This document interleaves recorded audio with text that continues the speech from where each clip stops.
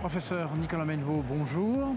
Je suis ravi de vous accueillir parce que, pour une raison précise, c'est que vous êtes un spécialiste, entre autres, de l'embolie pulmonaire et que vous avez participé activement à la rédaction des nouvelles recommandations sur la prise en charge de l'embolie pulmonaire. D'abord, je vais vous demander de vous présenter pour que ceux qui ne vous connaissent pas encore, s'il y en a, sachent à peu près à qui ils ont affaire. Je suis PUPH en cardiologie à Besançon. Voilà, et vous faites aussi la cardiologie interventionnelle. Voilà, j'ai une double casquette, donc je m'occupe de thrombose, d'embolie pulmonaire et je suis essentiellement cardiologue interventionnel effectivement.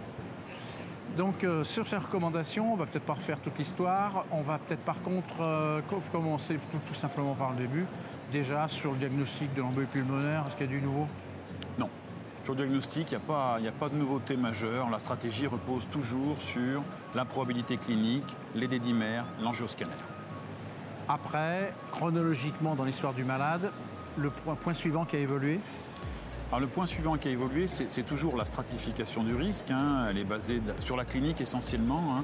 Est-ce que le patient est instable sur le plan hémodynamique? Oui ou non? Oui, c'est de l'embolie pulmonaire à haut risque, 5% des patients. Non, c'est de l'embolie pulmonaire non à haut risque. Et là, nouvelle stratification qui repose toujours sur le score de PESI simplifié. La nouveauté chez les patients qui ont un score de PESI simplifié à 0, identifiés comme étant des patients à bas risque, il est recommandé de s'assurer, avant de les laisser partir et d'être traités en ambulatoire, de l'absence de dilatation du ventricule droit, de préférence sur le scanner diagnostique initial, éventuellement sur une écho transthoracique. C'est pas le plus difficile. Non, c'est la seule modification notable. Ensuite, le patient est vraiment à bas risque, pas de dysfonction VD, PESI simplifié à 0, il peut sortir précocement dans les 36 heures. S'il a l'un des deux critères, PESI élevé, dysfonction VD, on dose les troponines et il est classifié en risque intermédiaire, ou s'il a à la fois une dysfonction VD et une élévation de la troponine, intermédiaire bas, s'il a seulement l'un des deux critères. Ça, rien n'a changé. Ah, c'est très simple. Bon, notre patient est identifié, on a identifié son niveau de risque. Comment on le traite? Alors on le traite avec un traitement anticoagulant, systématiquement et pour tout le monde, en ce qui concerne les patients sans instabilité hémodynamique. Et la nouveauté, c'est l'avènement définitif des AOD en première intention au détriment des antivitamines K, à l'exception de 4 situations. Le patient insuffisant rénal, qu'on traitera par AVK, le patient avec un syndrome des antiphospholipides, qu'on traitera également par AVK, la grossesse, HBPM, et l'allaitement, HBPM ou AVK. Et une fois que ce patient est traité, ça va se poser le problème du suivi au long cours. C'est l'éternelle question qui perturbe les cliniciens. Comment se passe le suivi pour ces patients? Alors là, c'est une autre nouveauté de ces recommandations. Un chapitre entier a été consacré au suivi de ces patients-là.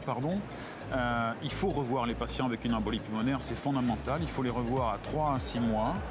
S'assurer qu'ils évoluent bien au plan clinique, qu'il n'y a pas de majoration des manifestations dyspnéiques, pas de complications hémorragiques, une bonne tolérance du traitement.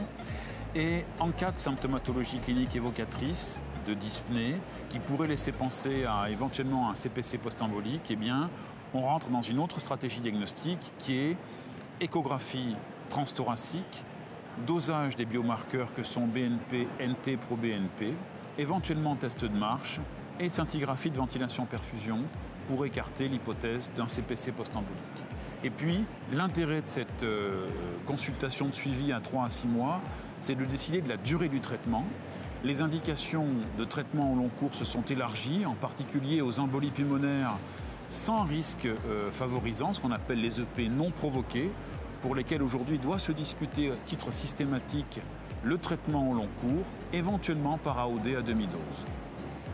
Je suis cardiologue praticien, je n'ai pas beaucoup de temps, je vois ce gros document, j'ai assimilé les AOD, j'ai assimilé les catégories qui ne relevaient encore des traitements classiques. Bon, si j'ai bien compris, si je veux lire en peu de temps ce pavé, il faut quand même que je me concentre sur le suivi, c'est presque le plus important, où il y a le plus de détails. Le suivi, c'est important. Je pense qu'effectivement, le traitement, quelques modifications,